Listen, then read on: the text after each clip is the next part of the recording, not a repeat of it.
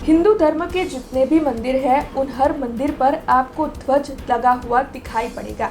अब ये जो ध्वज है, उन्हें आध्यात्मिकता, सकारात्मकता, ऊर्जा और विजय का प्रतीक माना जाता है। ये जो ध्वज है वो मंदिर की संरचना और आकार के मुताबिक छोटे या बड़े साइज के होते हैं, लेकिन अगर आपने गौर किया हो तो आपको पता चलेगा कि हर मंदिर के ऊपर जो ध्वज लगा हुआ होता है उसका रंग अलग होता है और साथ ही ध्वज पर जो प्रतीक या चिन्ह बना हुआ होता है वो भी अलग होता है। यकीनन ही आप इनका मतलब नहीं जानते होंगे, तब इसी बारे में हम आज के इस खास वीडियो में बात करने वाले हैं। लेकिन उससे पहले BRG न्यूज में आप सभी का स्वागत है।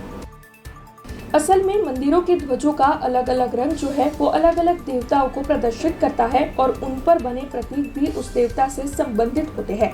आप ध्वजा का रंग देखकर या चिन्ह देखकर ये पहचान कर सकते हैं कि ये मंदिर किस देवता या भगवान का है। तो चलिए जानते हैं कुछ प्रमुख भगवान से जुड़े हुए ध्वजा के रंग और उनके प्रतीक के बारे में।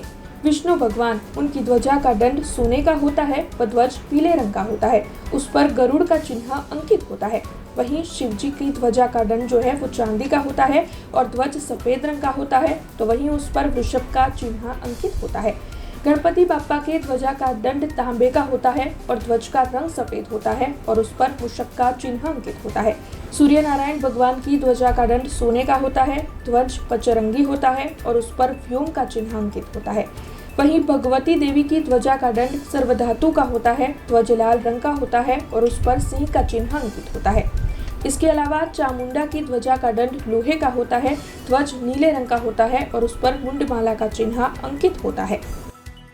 ये कुछ प्रमुख भगवान, उनकी ध्वजा के रंग और साथ ही उन पर बने प्रतीकों के बारे में जानकारियां थी जो आज हमने आपको बताई है। अब सबसे पहले तो यही जान लेते हैं कि आखिरकार ये ध्वज लगाने की परंपरा शुरू किस तरीके से हुई, क्योंकि सबसे महत्वपूर्ण बात यही है। प्राचीन वक्त में जब दानवों और देवताओं के बीच में युद्ध होता था, तब अपनी अपनी सेनाओं की पहचान के लिए वो अपने अपने रथ पर ध्वज लगाते थे और उन पर अपने प्रतीक भी बनाते थे।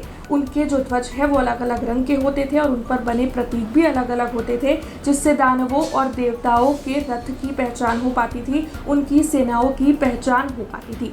इसी तरीके से ध्वज की उपयोगिता बढ़ी, जिसके बाद ध्वज का इस्तेमाल जो है वो मंदिरों में होने लगा, उसे पवित्र माना जाने लगा। ऐसे में कई बार ऐसा भी होता है कि कुछ लोग मंदिर में भगवान के दर्शन करने के लिए नहीं जा पाते हैं, लेकिन जो भगवान के मंदिर की ध्वजा होती है उनके दूर से दर्शन कर जो है वो फल की प्राप्ति की मांग कर लेते हैं और इसी तरीके से भक्त जो है वो भगवान के मंदिर में उनकी पूजा कर चुके हैं, ऐसा भी मान लेते हैं। इसी तरीके से मंदिर में जो ध्वज लगाए जाते हैं उनकी पवित्रता काफ़ी ज़्यादा मानी जाती है। ये प्राचीन वक्त से शुरू हुआ था और तब से लेकर अभी तक ये इसी तरीके से चल रहा है।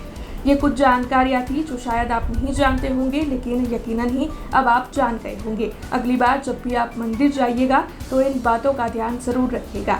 ऐसी ही जानकारियाँ लेकर फिर लौटेंगे। आप देखते रहे BRG न्यूज़। धन्यवाद। हमसे जुड़े रहने के लिए हमारे YouTube चैनल को सब्सक्राइब करें और नई वीडियो की नोटिफिकेशन के लिए बेल आइकॉन को दबाएं।